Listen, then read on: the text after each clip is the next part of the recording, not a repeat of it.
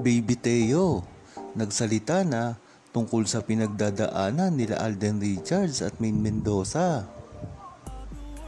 Pagkatapos nga ng napakaraming lumabas na balita tungkol kay Maine Mendoza at Alden Richards nitong mga nakaraang araw, hindi na nakatiis ang account ni Baby Teo nang magsalita ito sa publiko.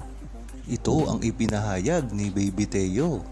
Alam kong may mga pagkakamali din si Mimi sa mga pangyayari sa pag-tolerate niya sa mga pabida sa tabi-tabi, pero kahit gaano pa kalaki o kaliit pa ang pagkakamaling yan, never ko siyang iiwan. Yan ang mas malinaw sa lahat. Dahil sa lahat ng to, alam ko ang dahilan, maiintindihan nyo man o hindi, nasa inyo na yan.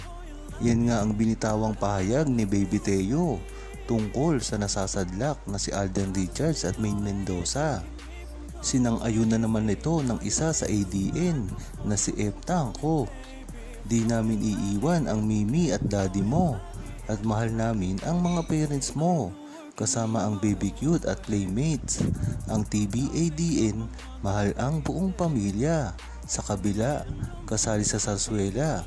Bahala sila sa buhay nila at sawang-sawa na kami sa mga fake news at edited nila.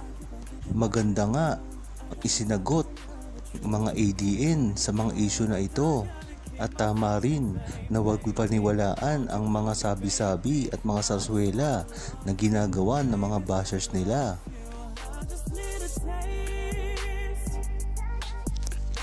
Huwag kalimutang mag-subscribe, comment at i-like ang video na ito. Thanks for watching!